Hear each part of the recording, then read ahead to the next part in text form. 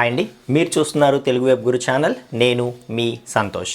ఈ క్లాస్లో మనం జావా ఇంట్రడక్షన్ స్టార్ట్ చేద్దాం friends. So core Java start చేద్దాం. సో ఏంటి అసలు ఈ జావా లాంగ్వేజ్ ఎలా వచ్చింది అని అంటే, సో జేమ్స్ గోజ్లింగ్ అండ్ మరొక కొంతమంది టీం కలిపి వాళ్ళకి ఒక ప్రాజెక్ట్ వచ్చిందనమాట. ఓకే, సో 1990లో. సో ఏంటా ప్రాజెక్ట్ తాలూకా సారాంశం అంటే, చిన్న చిన్న ఎలక్ట్రానిక్ డివైజెస్లో మనం ఒక సాఫ్ట్వేర్ తయారు చేసి పెడితే అది మళ్ళీ మనం రిమోట్ కంట్రోల్తో ఆపరేట్ చేసేలాగా. ఓకేనా, సో చిన్న చిన్న ఎలక్ట్రానిక్ డివైజెస్లో ఒక సాఫ్ట్వేర్ తయారు చేయాలి మనం. ఆ సాఫ్ట్వేర్ ఏదో ఒక ప్రోగ్రామింగ్ లాంగ్వేజ్ యూజ్ చేసి ఒక సాఫ్ట్వేర్ తయారు చేయాలి.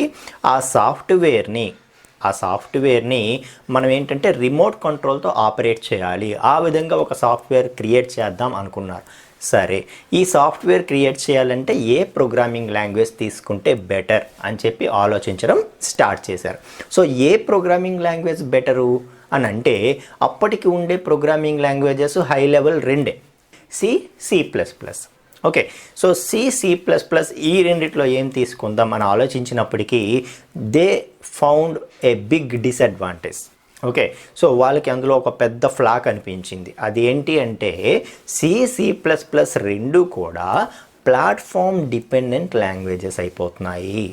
ఓకేనా, సో C++ రెండు కూడా platform dependent languages. So platform dependent languages అంటే ఏంటో నేను మాట్లాడతాను. ఓకే, సో వాటిని ఓవర్కమ్ చేయాలి. సో ప్లాట్ఫామ్ డిపెండెంట్ లాంగ్వేజెస్ అంటే జనరల్గా అవి కొన్ని డివైజెస్లోనే వర్క్ చేస్తాయి అన్నమాట. ఓకే, సో అన్ని డివైజెస్లోనూ అవి సపోర్ట్ చేయవు. కొన్ని ప్లాట్ఫామ్స్కి అవి డిపెండెంట్ అయిపోతాయి C++తో చేసిన సాఫ్ట్వేర్స్. ఈ ఎలక్ట్రానిక్ డివైజెస్ అన్నీ ఒకేలా ఉండవు కదండి. అంటే మనం కాస్ట్ని బేస్ చేసుకొని ఆ లోపల వాడే ఎక్విప్మెంట్ అనేది మారిపోతుంది. అయితే నువ్వు C++ యూజ్ చేసి ఏదైనా ఒక సాఫ్ట్వేర్ క్రియేట్ చేస్తే అది నువ్వు ఏ ఎక్విప్మెంట్ కోసం క్రియేట్ చేసావో ఆ ఎక్విప్మెంట్కే పనిచేస్తుంది. అంతకంటే లో లెవెల్ కానీ హై లెవెల్ కానీ ఇంకేదైనా ఎక్విప్మెంట్ మారినప్పుడు, హార్డ్వేర్ మారినప్పుడు అది మరి పనిచేయదనమాట. ఎందుకంటే అవి platform dependent languages. Okay, right. So మరి అలాంటిది మనకి వర్కౌట్ అవ్వదు కదా. సో వీళ్ళు వెంటనే ఏం డిసైడ్ అయ్యారంటే, మనం ఒక ప్లాట్ఫామ్ ఇండిపెండెంట్ లాంగ్వేజ్ని డెవలప్ చేద్దాం. ఓకే అని చెప్పి అలా మనకి జావా అనేది స్టార్ట్ అయిందనమాట. సో జనరల్గా మనం చూస్తుంటాం కదండి, ఇప్పుడు ఆల్రెడీ ఒక ప్రోగ్రామింగ్ లాంగ్వేజ్ ఉన్నప్పుడు మనకి ఇంకోటి ఎందుకు అవసరం అవుతుంది? సో దీనికంటే అది ఎక్స్ట్రా ఫీచర్స్ అయినా సపోర్ట్ చేయాలి, లేదు ఇందులో ఏమైనా ప్రాబ్లమ్స్ ఉంటే వాటిని రెక్టిఫై చేసే విధంగానైనా కొత్త లాంగ్వేజెస్ అనేవి వస్తుంటాయి జనరల్గా, అంతే కదా. సో అలాగా మనకి ఏంటంటే C++లో ఒక ఫ్లా ఉంది. అదేంటంటే C++ రెండు కూడా ప్లాట్ఫామ్ డిపెండెంట్ లాంగ్వేజెస్ కాబట్టి వాటిని ఓవర్కమ్ చేస్తూ మనకి నెక్స్ట్ వచ్చిన లాంగ్వేజే జావా అన్నమాట. సో జావాని ఫస్ట్ ఏమన్నారంటే ఓక్ అన్నారు, OAK, ఓక్. ఆ తర్వాత దాన్ని జావాగా రీనేమ్ చేశారు. ఓకే, సో అది కూడా ఎలా వచ్చింది అనేది మనం చూద్దాము. ఓకే, సో అది చూసే ముందు అసలు C నుండి C++ ఎందుకు వచ్చింది? మనం C++ రెండు ఉన్నాయి అనుకున్నాం కదా. సో C++ ఉండగా జావా ఎందుకు వచ్చింది అని అంటే, C++ రెండు ప్లాట్ఫామ్ డిపెండెంట్ కాబట్టి ఇండిపెండెంట్ లాంగ్వేజ్ కావాలి అని అనుకుంటున్నట్టే, మరి C ఉండగా C++ అప్పట్లో ఎందుకు వచ్చిందండి? అసలు ఏంటా కదా అనేది చూద్దాం. ఓకే, సో మనకి హై లెవెల్ లాంగ్వేజ్ ప్రోగ్రామింగ్ అనేది C నుండి స్టార్ట్ అయిందనమాట. మనకి హై లెవెల్ లాంగ్వేజ్ ప్రోగ్రామింగ్ అనేది C లాంగ్వేజ్ నుండి స్టార్ట్ అయింది. అయితే C లాంగ్వేజ్ ఎప్పటికీ ఎవర్ గ్రీన్ లాంగ్వేజ్. గేమింగ్ ప్రోగ్రామింగ్లో అన్నిట్లో మనకి C యూజ్ అవుతుంది. C ఎప్పటికీ ఎవర్ గ్రీన్. కానీ C ఉండగా C++ ఎందుకు వచ్చింది అని అంటే, మళ్ళీ క్వశ్చన్, మనకి Cలో ఏదో ఒక ఫ్లా ఉంది కాబట్టి, ఫ్లా ఉంటుంది కాబట్టి దాన్ని ఓవర్కమ్ చేస్తూ C++ వచ్చి ఉంటుంది. అయితే సో Cలో ఉండే ఫ్లా ఏంటి? Okay, so what is the ఫ్లా in C language అని మనం క్వశ్చన్ చేస్తే, సో C అనేది ప్రొసీజర్ ఓరియంటెడ్ ప్రోగ్రామింగ్ అండి. C అనేది ప్రొసీజర్ ఓరియంటెడ్ ప్రోగ్రామింగ్ లాంగ్వేజ్, అంటే ఫంక్షన్ ఓరియంటెడ్ ప్రోగ్రామింగ్ లాంగ్వేజ్. అంటే ఇక్కడ ఏమవుతుందంటే, ఆ ప్రొసీజర్ ఆర్ ఫంక్షన్కి ఇంపార్టెన్స్ ఉంటుందన్నమాట. అంటే మనం ఏ టాస్క్ అయితే ఫినిష్ చేయాలో దాని మీదే కాన్సన్ట్రేషన్ ఉంటుంది తప్పితే అది ఎలా చేస్తున్నాము అనేది ప్రొసీజర్ ఓరియంటెడ్ లాంగ్వేజెస్ పట్టించుకోవన్నమాట. దానివల్ల ఏమవుతుందంటే చాలా టైం అనేది వేస్ట్ అవుతుంది ప్రాసెసర్కి. ఓకే, సో ఏంటి ప్రాబ్లం అంటే ప్రొసీజర్ ఆర్ టాస్క్ మీద కాన్సన్ట్రేట్ చేస్తే మంచిదే కదా, మనం అనుకున్న టాస్క్ ఫినిష్ అవుతుంది కదా, ఏంటి ప్రాబ్లం అని అంటే సో ఏమవుతుందంటే ఎప్పుడైతే టాస్క్ మీద ఇంపార్టెన్స్ వచ్చిందో ప్రొసీజర్ ఓరియంటెడ్ లాంగ్వేజెస్లో ఏం చేస్తామంటే ఏ చిన్న టాస్క్ పెర్ఫామ్ చేయాలన్నా కూడా ఒక ఫంక్షన్ రాసేస్తుంటాం అనమాట మనం. అర్థమవుతుందా మీకు? సో అదే పెద్ద టాస్క్ అనుకోండి, మళ్ళీ దాన్ని చిన్న చిన్న సబ్ టాస్క్స్ కిందకి డివైడ్ చేసి ప్రతి సబ్ టాస్క్కి కూడా మళ్ళీ ఒక ఫంక్షన్ రాసిస్తూ ఉంటాం. అట్లాగే ఏం చేస్తామంటే మనం నెంబర్ ఆఫ్ యాక్టివిటీస్ చేయాల్సినవి ఎక్కువ అవుతున్నప్పుడు ప్రతి యాక్టివిటీకి ఒక ఫంక్షన్. సో ఇలా పెరిగిపోతుంటే ఏమవుతుందండి, నెంబర్ ఆఫ్ యాక్టివిటీస్ పెరుగుతుంటే నెంబర్ ఆఫ్ ఫంక్షన్స్ పెరిగిపోతుంటే ఏమవుతుంది, ప్రోగ్రామ్ లెంత్ అనేది బాగా పెరిగిపోతుంది కదా. అందుకే మనకి సి లాంగ్వేజ్లో స్టాక్ ప్రోగ్రామ్స్ కానీ queue programs, data structure programs తీసుకుంటే హండ్రెడ్స్ ఆఫ్ లైన్స్ వచ్చేస్తూ ఉంటాయి. ఒక గేమింగ్ ప్రోగ్రామింగ్ తీసుకుంటే అది 1000 లైన్స్ ఉండొచ్చు ఆర్ 1,00,000 లైన్స్ కూడా మనకి ఉండొచ్చు అనమాట. అట్లా ఏంటంటే మనకి సి లాంగ్వేజ్లో ఒక పెద్ద డిసడ్వాంటేజ్ అనేది ఉంది. అది ఏంటి అంటే program complexity. So program length పెరిగిపోవడాన్నే టెక్నికల్ టర్మ్ ఏమంటారంటే ప్రోగ్రామ్ కాంప్లెక్సిటీ అంటారనమాట. సో సి లాంగ్వేజ్లో ఉండే పెద్ద ప్రాబ్లం ఒకటి ఐడెంటిఫై చేశారు. అదేంటి అంటే C language procedure oriented programming అవ్వడం వల్ల, కేవలం టాస్క్ మీద ఇంపార్టెన్స్ పెట్టడం వల్ల, ప్రతి చిన్నదానికి ఫంక్షన్ రాయడం వలన ఏమవుతుందంటే అది ప్రోగ్రామ్ కాంప్లెక్సిటీ అనేది పెరిగిపోతుంది. So the big flaw with C language is program complexity. So దాన్ని ఓవర్కమ్ చేయటానికి ఏం చేశారంటే సికి జస్ట్ క్లాస్ అనే ఒక కాన్సెప్ట్ యాడ్ చేశారండి. ఓకే, సో సికి జస్ట్ ఈ క్లాస్ అనే కాన్సెప్ట్ని యాడ్ చేయడం వల్ల ఏమైందంటే ప్రాబ్లం అంతా కూడా సాల్వ్ అయిపోయిందంట. అంటే ఏదైతే నువ్వు ప్రొసీజర్ మీద కాన్సన్ట్రేట్ చేస్తున్నావో అది ఇప్పుడు ప్రొసీజర్ మీద కాకుండా క్లాసు ఆబ్జెక్ట్ మీదకి ఆ కాన్సన్ట్రేషన్ అనేది వెళ్ళిందనమాట. ఓకే, సో ఈ వచ్చిన కొత్త మెథడాలజీని అంటే సికి క్లాస్ అనే కాన్సెప్ట్ యాడ్ చేయడం వల్ల వచ్చిన కొత్త మెథడాలజీని ఏమంటారంటే ఆబ్జెక్ట్ ఓరియంటెడ్ ప్రోగ్రామింగ్ అంటారనమాట. సో ప్రొసీజర్ ఓరియంటెడ్ ప్రోగ్రామింగ్కి క్లాస్ అనే ఒక కాన్సెప్ట్ యాడ్ చేయడం వల్ల మనకి వచ్చిన కొత్త మెథడాలజీ, కొత్త పారాడైమ్, దాన్ని ఏమంటారంటే ఆబ్జెక్ట్ ఓరియంటెడ్ ప్రోగ్రామింగ్ అంటారనమాట. ఓకే, సో కేవలం క్లాస్ అనే ఒక కాన్సెప్ట్ యాడ్ చేయడం వల్ల అంటే ఆబ్జెక్ట్ ఓరియంటెడ్ ప్రోగ్రామింగ్కి మనం కన్వర్ట్ అవ్వడం వల్ల మనకి ప్రాబ్లం అంతా సాల్వ్ అయిపోయింది. సో అందుకు దాన్ని ఏమన్నారంటే సికి క్లాస్ అనే కాన్సెప్ట్ యాడ్ చేశారు కదా, సి విత్ క్లాస్ అన్నారనమాట ఫస్ట్. ఆ తర్వాత దాన్ని C++గా రీనేమ్ చేశారు. అలా మనకి సి నుండి C++ అనేది వచ్చింది. అర్థమవుతుందా? సో మరి ఆబ్జెక్ట్ ఓరియంటెడ్ ప్రోగ్రామింగ్లో కాన్సన్ట్రేషన్ దేని మీద ఉంటుంది? ప్రొసీజర్ ఓరియంటెడ్ ప్రోగ్రామింగ్లో కాన్సన్ట్రేషన్ ఎప్పుడూ కూడా టాస్క్ మీద ఉంటుంది, ప్రొసీజర్ ఆర్ ఫంక్షన్ మీద ఉంటుంది అనుకున్నాము. అదే ఆబ్జెక్ట్ ఓరియంటెడ్ లాంగ్వేజ్లో కాన్సన్ట్రేషన్ ఎప్పుడూ కూడా క్లాస్ అండ్ ఆబ్జెక్ట్ అంటే డేటా మీద ఉంటుంది, అంతేగాని ఫంక్షన్ మీద ఇంపార్టెన్స్ అనేది ఉండదు, కాన్సన్ట్రేషన్ అనేది ఉండదు. ఓకే, అలా మనకి ప్రాబ్లం అనేది సాల్వ్ అవుతుందన్నమాట. సో ఒక చిన్న రియల్ టైం ఎగ్జాంపుల్ మాట్లాడదాం. ఫర్ ఎగ్జాంపుల్ నా దగ్గరికి ఎవరు వచ్చినా నేను క్లాస్ నేర్పిస్తాను అన్నాను అనుకోండి. నేను ప్రొసీజర్ ఓరియంటెడ్ ప్రోగ్రామింగ్ని అయితే ఏం చేస్తానంటే నా టాస్క్ ఇప్పుడు క్లాస్ చెప్పడం. వచ్చిన వాళ్ళు ఎవరు వచ్చినా సరే వాళ్ళకి ఏం కావాలో తెలుసుకొని నాకు వస్తే నేను అది చెప్పేయడం. అది ప్రొసీజర్ ఓరియంటెడ్ ప్రోగ్రామింగ్ తాలూకా పని అనమాట. అంటే అది ఎలా చేయాలి అన్నది ఆలోచించదనమాట, ఆ టాస్క్ ఫినిష్ చేయాలంతే. ఓకే, సో ఇప్పుడు నేను ప్రొసీజర్ ఓరియంటెడ్ ప్రోగ్రామింగ్ని కాబట్టి ఇప్పుడు వచ్చిన ప్రతి ఒక్కరికి కూడా మీకు ఏ లాంగ్వేజ్ నేర్పించాలి అని అడిగి అది మీకు నేర్పించడమే నా పని అనమాట. సో ఆ టాస్క్ మీద నేను కాన్సన్ట్రేషన్ పెట్టుకున్నాను. సో ఫంక్షన్ ఒకటి రాసుకున్నాను, ఆ ఫంక్షన్ రాసుకుని దాన్ని ఎగ్జిక్యూట్ చేస్తాను. Okay right. So first person వచ్చారు, సో నాకు సి నేర్చుకోవాలని ఉంది అన్నారు, సి నేర్పించాను. ఆ తర్వాత రెండో పర్సన్ వచ్చారు, జావా నేర్చుకోవాలని ఉంది అన్నారు, నేర్పించాను. మూడో వ్యక్తి వచ్చారు, పైథాన్ నేర్చుకోవాలి అని ఉంది అన్నారు, నేర్పించాను. ఫోర్త్ పర్సన్ వచ్చారు, సి నేర్చుకోవాలని ఉంది అన్నారు, నేర్పించాను. ఫిఫ్త్ పర్సన్ వచ్చారు, మళ్ళీ జావా నేర్చుకోవాలని ఉంది అన్నారు, నేర్పించాను. సో ఇలా ఏమవుతుందంటే అక్కడ టాస్క్ ఏంటి, వచ్చిన వాళ్ళకి క్లాస్ చెప్పి నేర్పించడం, ఆ పని అనేది అయిపోతుంది. కానీ ఇప్పుడు మీకు అర్థమయ్యే ఉంటుంది ఇక్కడ మనకు టైం ఎక్కడ వేస్ట్ అయ్యింది. ఇప్పుడు సికి ఇద్దరు వచ్చారు కదండి, సో వీళ్ళిద్దరికీ నేను ఏం చేయాల్సింది, ఒకేసారి క్లాస్ చెప్పుంటే నాకు టైం అనేది సేవ్ అయ్యేది. కానీ నేను ప్రొసీజర్ ఓరియంటెడ్ ప్రోగ్రామింగ్ని కాబట్టి నాకు అదంతా అనవసరం అనమాట. వచ్చిన టాస్క్ ఫినిష్ చేశానా లేదా అనేది నాకు ఇంపార్టెంట్. అర్థమవుతుందా? సో ఇప్పుడు ఈ ఎన్విరాన్మెంట్కి ఏం చేసామంటే క్లాస్ అనే ఒక కాన్సెప్ట్ యాడ్ చేసి ఒక క్లాస్ రూమ్ పెట్టి సి నేర్చుకోవాల్సిన వాళ్ళందరూ సో అండ్ సో టైంకి ఆ క్లాస్ రూమ్కి రండి అన్నాను అనుకోండి. ఓకేనా? అప్పుడు ఏమవుతుంది అర్థమవుతుందా మీకు? సో 2 సార్లు చేయాల్సిన పనిని ఒకేసారి చేయగలుగుతున్నాను. అలా మనకి టాస్క్ బర్డెన్ అనేది చాలా వరకు తగ్గిపోతుంది. ఆ క్లాస్లో ఎవరెవరు ఉన్నారో వాళ్ళందరూ ఆబ్జెక్ట్స్ అవుతారు, అది క్లాస్ అవుతుంది. సో ఎగ్జిస్టింగ్ ఎన్విరాన్మెంట్కి సింపుల్గా క్లాస్ అనే కాన్సెప్ట్ యాడ్ చేయడం వల్ల మనకి చాలా కాంప్లెక్సిటీ అనేది తగ్గిపోయింది. సో ఇద్దరైనా ఆలోచించకండి. ఫర్ ఎగ్జాంపుల్ ప్రొసీజర్ ఓరియంటెడ్ ప్రోగ్రామింగ్లో నా దగ్గరికి 10 మంది వచ్చారనుకోండి సి లాంగ్వేజ్కి, అంటే 10 సార్లు సేమ్ ప్రాసెస్ని ఎగ్జిక్యూట్ చేస్తుంది అనమాట. అదే ఆబ్జెక్ట్ ఓరియంటెడ్ ప్రోగ్రామింగ్ సింపుల్గా ఒక క్లాస్ అనే కాన్సెప్ట్ ద్వారా ఒకేసారి ఈ టాస్క్ని ఫినిష్ చేస్తుంది అనమాట. అలా మనకి ఏంటంటే ఓకే, సో ఒక రియల్ టైం ఎగ్జాంపుల్ మీకు అర్థం అవ్వాలని చెప్తున్నాను. ఓకే, సో అలా మనకి ఏంటంటే ప్రొసీజర్ ఓరియంటెడ్ ప్రోగ్రామింగ్కి క్లాస్ అనే ఒక కాన్సెప్ట్ యాడ్ చేయడం వలన మనకి ఈ ఆబ్జెక్ట్ ఓరియంటెడ్ ప్రోగ్రామింగ్ అనేది వచ్చింది. అలా ఆబ్జెక్ట్ ఓరియంటెడ్ ప్రోగ్రామింగ్ అనేది ఈ ప్రోగ్రామ్ కాంప్లెక్సిటీ అంతటినీ కూడా ఓవరాల్గా తగ్గించేసింది. ఓకేనా? సో అలాగా మనకి సి నుండి C++ అనేది వచ్చింది. సో ఇప్పుడు C++ ఉండగా జావా ఎందుకు వచ్చింది అని అంటే C++ రెండు కూడా ప్లాట్ఫామ్ డిపెండెంట్ లాంగ్వేజెస్.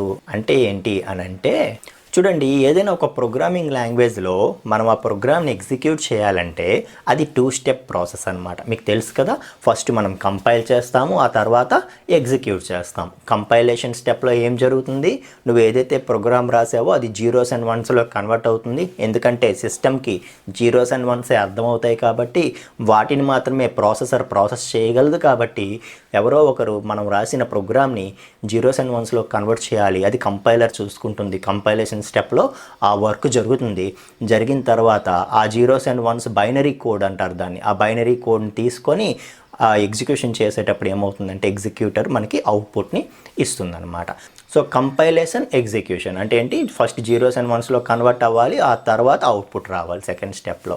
సో ఎప్పుడైతే నువ్వు C++ ప్రోగ్రామ్ని కంపైలేషన్ చేస్తున్నావో అప్పుడు ఒక ఫైల్ వస్తుందండి. 0s and 1s కన్వర్ట్ అయిన టెంపరీ ఫైల్ వస్తుంది కదా, దాన్ని .obj ఫైల్ వస్తుంది అనమాట మనకి. Okay, so .co .cppo program నువ్వు రాస్తావు. ఓకే, ఎక్స్టెన్షన్తో అది నువ్వు కంపైలేషన్ చేస్తే .obj అనే ఫైల్ వస్తుంది అనమాట. ఫర్ ఎగ్జాంపుల్ యాడ్.c అనే ప్రోగ్రామ్ నువ్వు రాసి కంపైల్ చేసావు అనుకో, యాడ్.obj అనే ఫైల్ వస్తుంది. అయితే ఆ యాడ్.obj ఫైల్ని తీసుకొని ఈ ఎగ్జిక్యూటర్ ఏం చేస్తుంది, ఎగ్జిక్యూట్ చేసి మనకు అవుట్పుట్ని ఇస్తుంది అనమాట. సో ఈ యాడ్.obj ఫైలే మనకి 0s and 1s కన్వర్షన్ అనమాట. సో 0s and 1s ఉంటాయి ఇందులో, బైనరీ కోడ్ ఉంటుంది ఇందులో. ఈ బైనరీ కోడ్ని ఎగ్జిక్యూటర్ అర్థం చేసుకొని కావలసిన అవుట్పుట్ని మనకి ఇవ్వడం అనేది జనరల్గా జరుగుతూ ఉంటుందన్నమాట. అయితే ఇప్పుడు నా డౌట్ ఏంటంటే, సరే ఇది ఎలాగో 2 స్టెప్ ప్రాసెస్ కదా, ఫస్ట్ స్టెప్ అయిపోయిన తర్వాత .obj ఫైల్ వస్తుంది కదా, దీన్ని నేను పెన్ డ్రైవ్లో కాపీ చేసుకొని వేరే సిస్టమ్కి తీసుకువెళ్తాను. ఎలాగో ఒక స్టెప్ కంప్లీట్ అయిపోయింది కంపైలేషన్ కాబట్టి, ఇంక ఎగ్జిక్యూషనే మిగిలింది కాబట్టి ఇంకా దాన్ని నేను డైరెక్ట్గా ఎగ్జిక్యూట్ చేసేస్తాను అని అంటే అది వర్కౌట్ అవ్వదు C++ ప్రోగ్రామ్స్కి. ఓకే, సో అది వర్కౌట్ అవ్వలేదు అంటే ఇంకా మనం ఏమీ చేయలేమండి. అంటే ఏ సాఫ్ట్వేర్, ఏ గేమ్, ఏది డెవలప్ చేయలేం.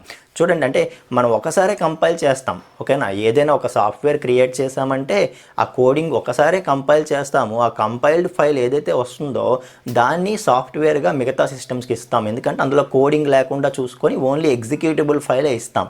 సో అవతల వాళ్ళు, ఎండ్ యూజర్ అనేవాళ్ళు దాన్ని యూజ్ చేసుకునేలాగా. అంతేగాని కోడింగ్ అంతా అందులో పెట్టేసి ఇవ్వం.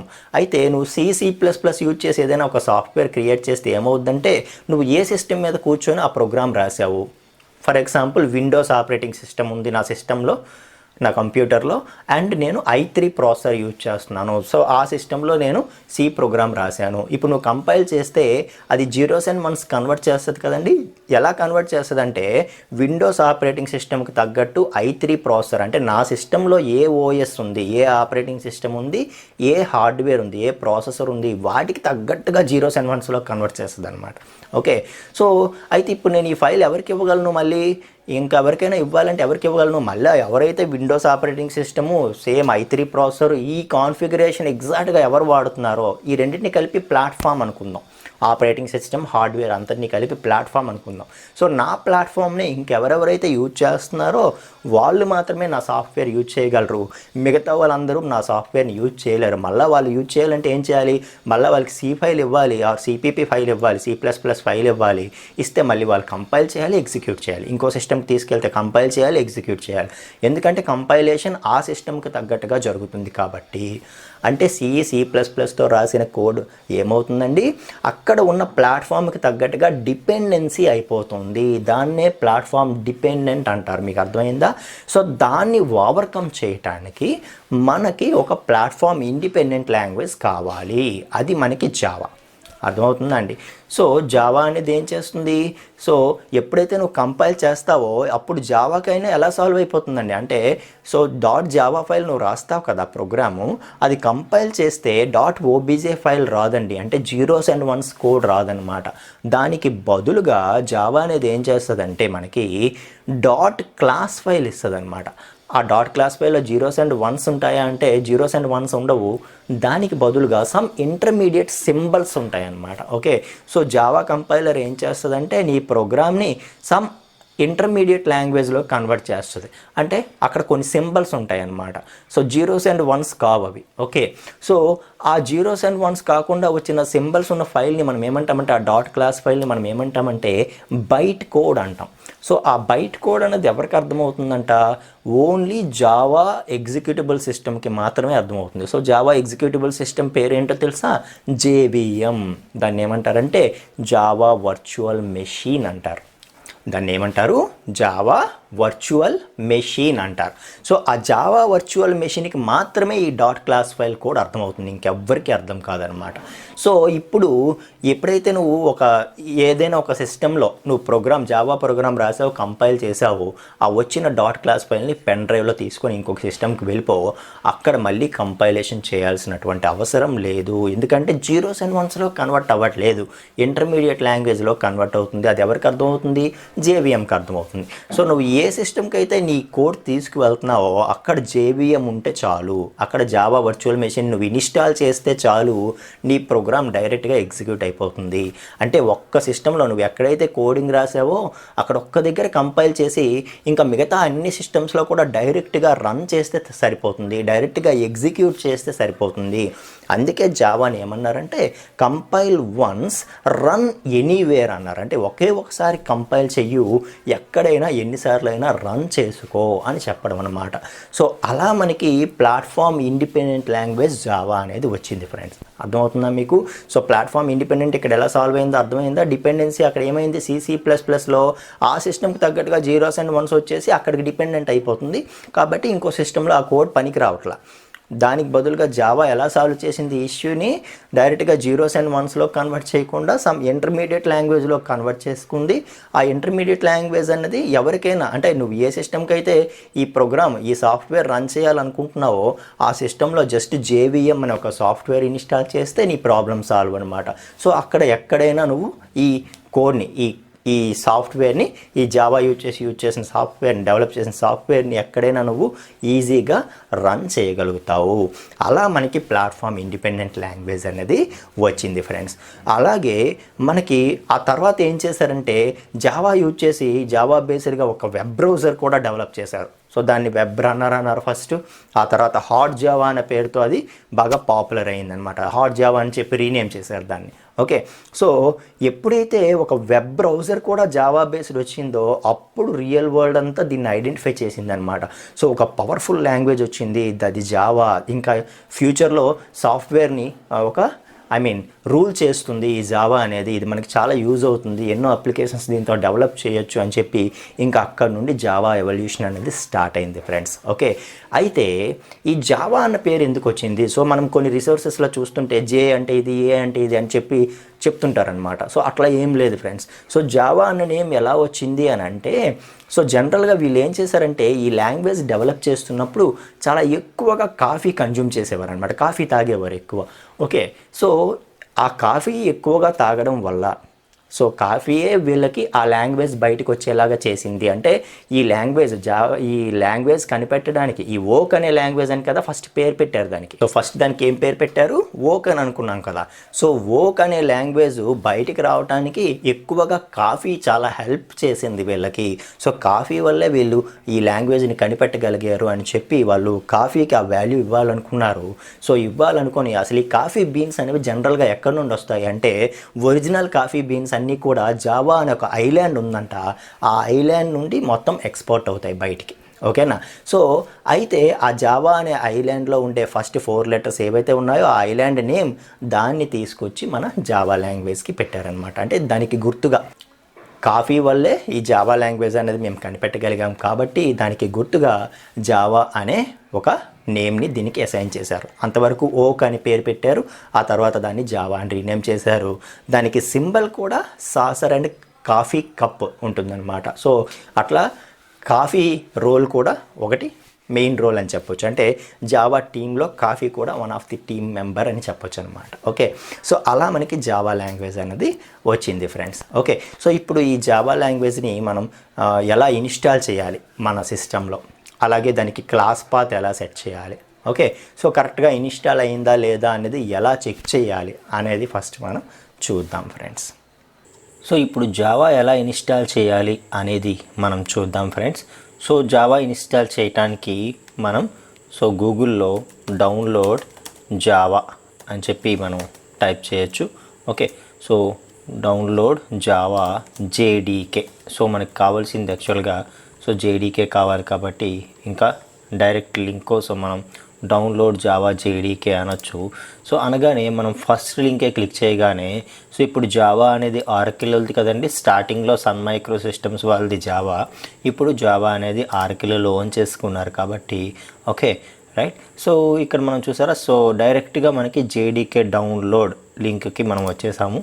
ఓకే, సో జేడీకే డౌన్లోడ్, ఇది క్లిక్ చేయగానే మనకి ఇలా వస్తుంది.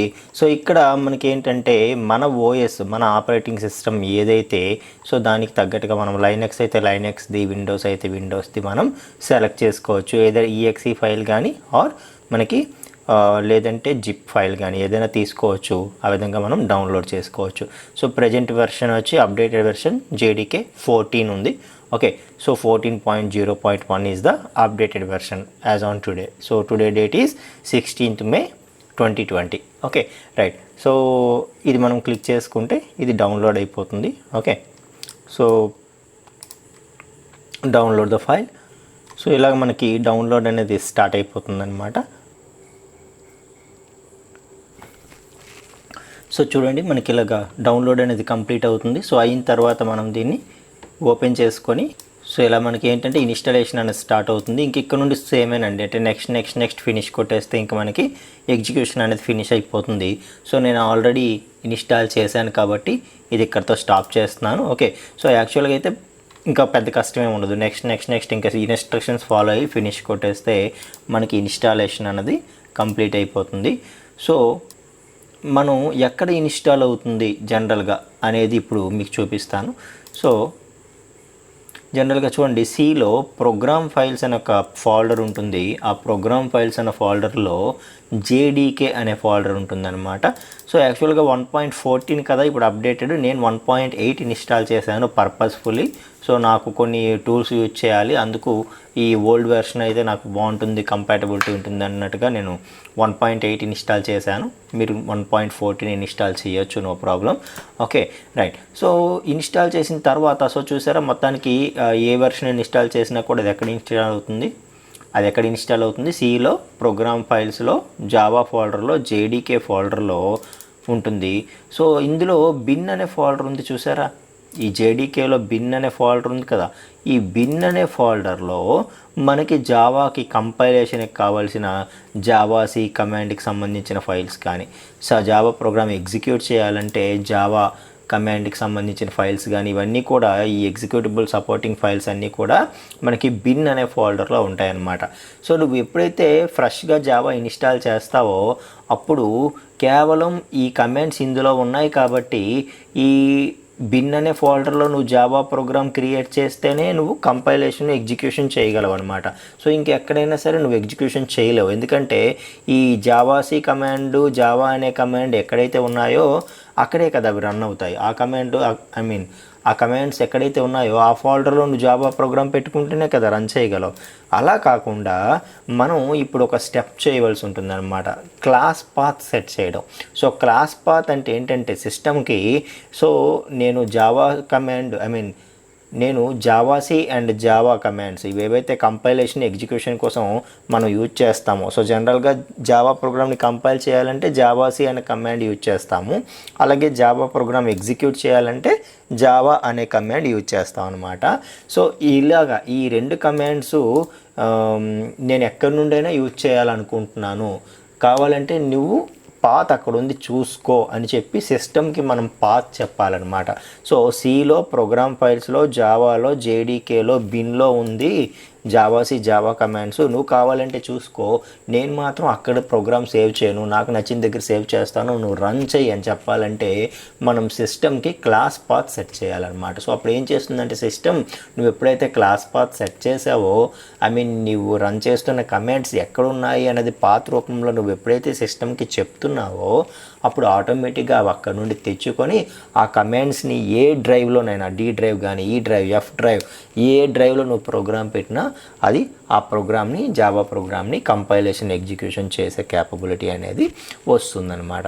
సో క్లాస్ పాత్ ఎలా సెట్ చేయాలి అంటే ఈ పైన పాత్ ఏదైతే ఉందో దీన్ని కాపీ చేసి మనం ఏం చేయాలంటే మై కంప్యూటర్ రైట్ క్లిక్ చేసి ప్రాపర్టీస్లోకి వెళ్ళాలి. వెళ్ళిన తర్వాత ఇక్కడ మనకి అడ్వాన్స్డ్ సిస్టమ్ సెట్టింగ్స్ ఉంది కదా, దీని మీద క్లిక్ చేస్తే మనకి ఎన్విరాన్మెంట్ వేరియబుల్స్ అని వస్తుంది ఫ్రెండ్స్. సో ఎన్విరాన్మెంట్ వేరియబుల్స్ మీద క్లిక్ చేసి మనం ఏం చేయాలంటే ఇక్కడ పాత్ అని చెప్పి మనకి ఒక వేరియబుల్ ఉంటుంది పాత్ అని చెప్పి. సో అది క్లిక్ చేసి మనం ఏం చేయాలి, ఎడిట్ చేయాలి. సో ఎడిట్ చేసి మనకి 8.1 విండోస్ 8.1 అంటే విండోస్ 10 లోపు ఆపరేటింగ్ సిస్టమ్ అయితే మనకి ఇట్లా వస్తుందన్నమాట. సో అదే విండోస్ 10 అయితే మనకి ఏమొస్తుందంటే కొంచెం పెద్ద విండో వచ్చి ఇక్కడ ఏమైంది మనకి అన్ని వేరియబుల్స్ తాలూకు వాల్యూస్ ఒకే దాంట్లో వచ్చాయి కదా, విండోస్ 10లో అలా ఉండదన్నమాట. సో ఎలా ఉంటుంది అంటే ఒక్కొక్క వేరియబుల్కి ఒక్కొక్క లైన్ ఉంటుందన్నమాట. సో నువ్వు అక్కడ న్యూ క్లిక్ చేసేసి ఇది పేస్ట్ చేసేస్తావు.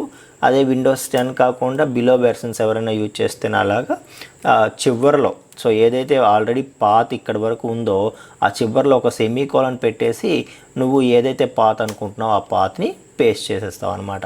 సో ఇక్కడ మనం పేస్ట్ చేసేస్తాం, పాతదేమి పోకుండా ఇక్కడ మనం పేస్ట్ చేసేయడం జరిగిందనమాట. ఓకే, సో చూడండి నేను ఆల్రెడీ దీన్ని సెట్ చేశాను. సో ఈ పాత్లో ఏదైతే ఉందో అక్కడ ముందు ఒక సెమీకోలన్ పెట్టి C program files Java JDK bin అని చెప్పి పెట్టేశాను, ఓకే చేసేస్తాను. సో ఆ పాత్ పేస్ట్ చేసేసి ఓకే చేయండి. సో చేయగానే మనకి ఏమవుతుందంటే మనకి క్లాస్ పాత్ అని సెట్ అయిపోతుంది అనమాట. సో ఇప్పుడు మనకి క్లాస్ పాత్ కరెక్ట్గా సెట్ అయిందా లేదా మనం చూడాలంటే మనం ఏం చేయాలంటే రన్ ఓపెన్ చేయాలి. సో రన్ ఓపెన్ చేయాలంటే మనకి కీబోర్డ్లో విండోస్ బటన్ ఉంటుంది కదా, విండోస్ బటన్ను ఆర్కి ఈ రెండును ఒకేసారి ప్రెస్ చేస్తే మనకి రన్ వస్తుంది. అక్కడ సిఎండి అని టైప్ చేస్తే మనకి కమాండ్ ప్రాంప్ట్ ఓపెన్ అవుతుంది. ఆ కమాండ్ ప్రాంప్ట్ ఓపెన్ అయిన తర్వాత సో నువ్వు జావాసి అనే కమాండ్ టైప్ చేసావు అనుకో, సో జావాసి అనే కమాండ్ టైప్ చేస్తే ఇట్లాగా సెట్ ఆఫ్ ఆప్షన్స్ నీకు వచ్చాయనుకో, జావాసి కమాండ్ వర్క్ అవుతున్నట్టే అనమాట. ఒకవేళ కరెక్ట్గా క్లాస్ పాత్ సెట్ అవ్వకపోయి ఉంటే కనుక ఇప్పుడు ఇది ఇక్కడ రన్ అయ్యేది కాదు. So javac command is not recognised అనో ఏదో చెప్పి ఒక మెసేజ్ వచ్చేది మనకి. ఓకే, అలా కాకుండా పాత్ కరెక్ట్గా సెట్ అయింది కాబట్టి సి యూజర్ సంతోష్లో కూడా రన్ అయిపోతుంది. యాక్చువల్గా అయితే ఎక్కడ ఇది రన్ అవుద్ది బై డిఫాల్ట్ సిలో ప్రోగ్రామ్ ఫైల్స్లో జావా ఫోల్డర్లో జేడీకేలో బిన్ ఫోల్డర్లోకి వెళ్తేనే రన్ అవుతుంది అనమాట. సో చూడండి ఇప్పుడు నేను ఏం చేస్తానంటే డి డ్రైవ్ కన్వర్ట్ అవుతాను, డి కాల్ అంటే డి డ్రైవ్కి వెళ్తాం. సో అక్కడ జావాసి కమాండ్ రన్ అవుతుందో లేదా మనం చెక్ చేద్దాం. ఓకే, సో జావాసి సో ఇక్కడ కూడా రన్ అవుతుంది, జావా కమాండ్ రన్ అవుతుందా, సో జావా కమాండ్ కూడా రన్ అవుతుంది. సో ఇలా రన్ అవుతుంది అంటే అర్థం ఏంటి, క్లాస్ పాత్ కరెక్ట్గా సెట్ అయింది, జావా కరెక్ట్గా ఇన్స్టాల్ అయింది. సో ఇక్కడ నుండి మనం ఎగ్జిక్యూషన్కి రెడీ అయిపోయాము అని అర్థం అనమాట. ఇంకా మనం ఎగ్జిక్యూషన్ అనేది స్టార్ట్ చేసుకోవచ్చు. ఓకేనా, సో నెక్స్ట్ వీడియోలో ఇంకొంచెం డీటెయిల్స్తో కలుద్దాం ఫ్రెండ్స్. Thank you.